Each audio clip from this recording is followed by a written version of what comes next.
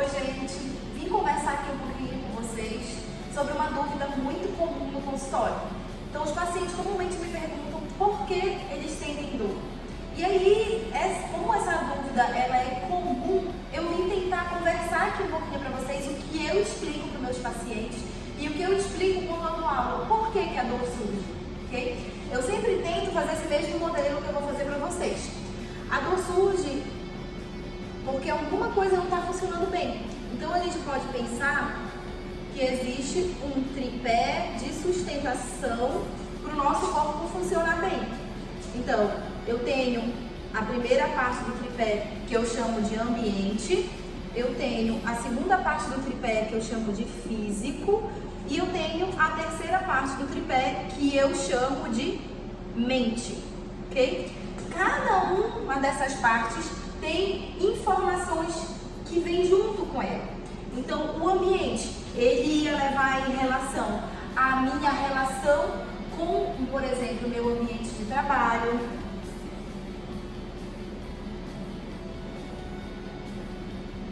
Ela vai levar em relação com a minha relação em casa.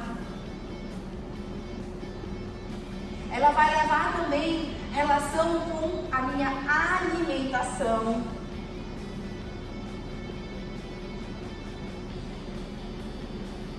Ou seja, tudo que o ambiente pode interferir no meu dia a dia, na minha vida. Inclusive também o sono. Ok? E aí eu tenho um outro ponto do tripé que eu chamo de físico. Então o que está relacionado com o físico? A minha capacidade de gerar movimento, que eu posso chamar também de mobilidade.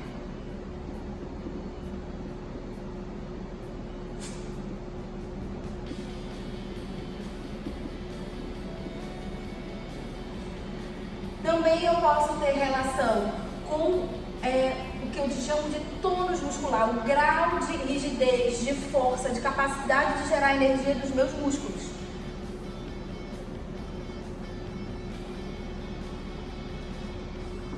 E eu não posso esquecer de colocar aqui também no físico o funcionamento dos meus órgãos.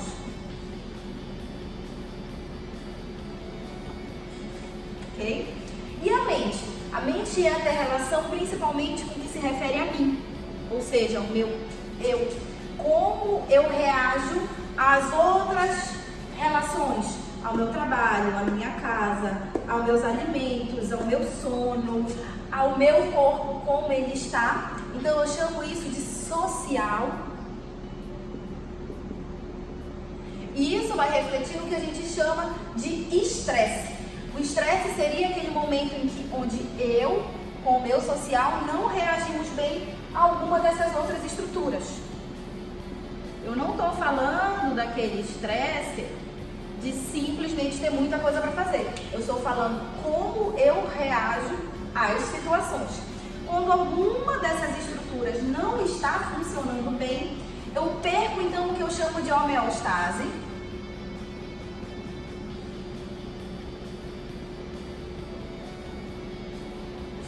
E aí eu abro espaço para o que eu chamo de sintoma. O que poderia ser um sintoma? Poderia ser uma dor. Um sintoma poderia ser fadiga. E eu já vou explicar o porquê, ok?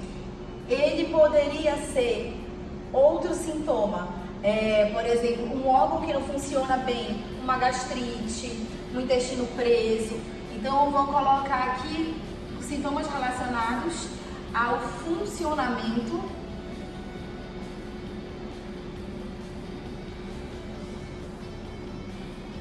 dos órgãos. E eu ainda posso colocar como sendo sintoma ansiedade. Eu posso colocar como sintoma depressão, eu posso colocar como sintoma dificuldade de dormir, que eu chamaria de insônia. Então, outras situações que geram isso também. E ainda é um sintoma, por exemplo, uma enxaqueca, uma dor na coluna, que entrariam aqui em dor, ok? Para eu tratar, quando o paciente chega para mim trazendo um sintoma de alguma coisa que não funcionou bem, o que eu tenho que tratar? Eu tenho que tratar, primeiro, identificar qual desses elementos está mal organizado. Eu posso perceber que, de repente, o trabalho dele não está legal, ele não está feliz com o trabalho dele, ou eu posso perceber que a alimentação dele não está funcionando bem. São aqueles casos, por exemplo, de uma intolerância, de uma alergia alimentar, de questões de dermatite relacionados com os alimentos. Eu posso pensar no físico, e é aqui que a gente tem uma grande ação da fisioterapia.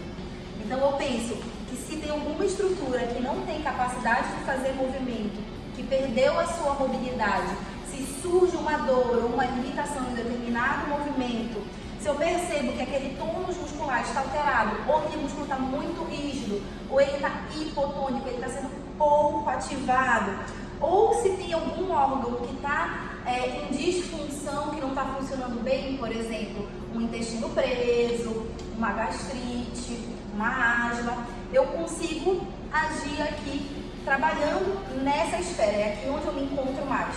Mas eu não posso esquecer a mente, ninguém funciona sem a mente. A mente ela é um fator fundamental que integra esses outros dois pontos. Então, quando eu falo mente, eu falo muito sobre como a gente reage às situações. Um exemplo clássico para quem é fisioterapeuta são aqueles pacientes que chegam com muito medo de movimento, né? Que tem uma fobia de se mexer. Por exemplo, de repente me abaixar para pegar uma caneta que caiu no chão é muito simples. Mas para alguns pacientes que já sofreram muito com dor, isso é uma coisa muito difícil.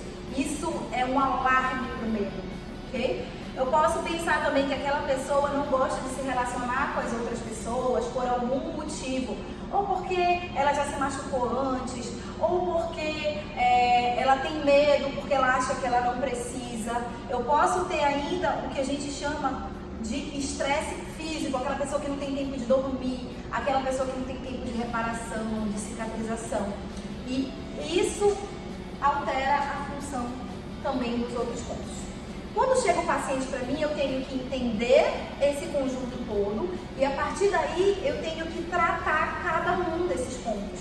Ok, eu não vou conseguir tratar a alimentação dele, mas eu consigo tentar trazer a consciência dele para que trabalhar a alimentação seja um ponto importante no tratamento. Eu consigo dizer para ele que ele precisa reagir melhor às situações de medo e de estresse. Um exemplo que eu sempre dou para os meus pacientes é assim: se entrar um cachorro aqui, eu não tenho medo de cachorro. Eu vou lá e brincar com o cachorro, independente dele ser um cachorro pequeno ou um cachorro grande. Mas, de repente, se para ele a figura do cachorro é algo que desequilibra ele começa a reagir a uma coisa simples de uma forma muito mais complicada.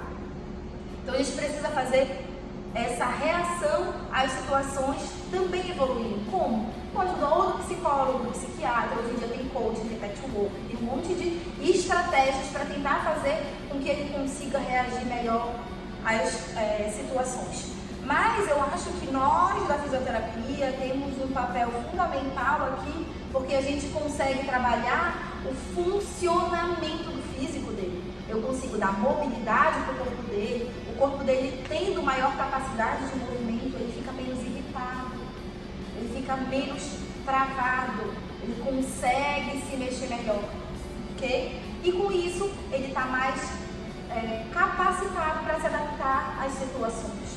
A mesma coisa se eu consigo melhorar o tônus muscular dele, se eu coloco ele numa atividade física, se eu começo a mostrar para ele que ele pode se mexer, que ele pode fazer atividade física, eu consigo também agir nos outros pontos desse meu tripé.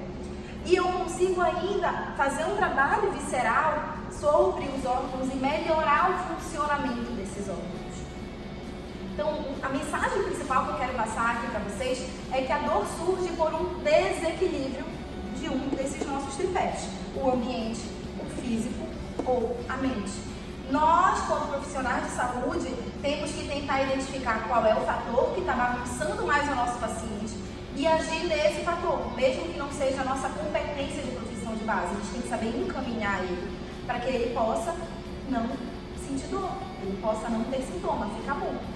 Mas uma coisa muito importante que a gente não pode esquecer é que a gente tem que saber descartar o que eu chamo de bandeiras vermelhas, que são aquelas coisas onde não é meu papel quanto fisioterapeuta atuar. Então, se chega um paciente para mim que tem uma dor rebelde, que não muda com nenhuma posição, que não percebo relação, por exemplo, com a alimentação, com o estresse, que ele tem sintomas, por exemplo, de perda de peso, de um cansaço extremo ou de alguma patologia que não seja competência da fisioterapia, é o meu papel indicar aquele paciente. Isso é tratamento. Eu estou tratando ele, não precisa eu tratar, eu estou encaminhando ele para um profissional que tenha capacidade de fazer isso. Bom, eu espero que vocês tenham entendido um pouquinho como eu raciocino sobre o paciente. O que vocês tiverem de dúvida podem me perguntar. Conhecimento bom é conhecimento compartilhado, então vamos discutir.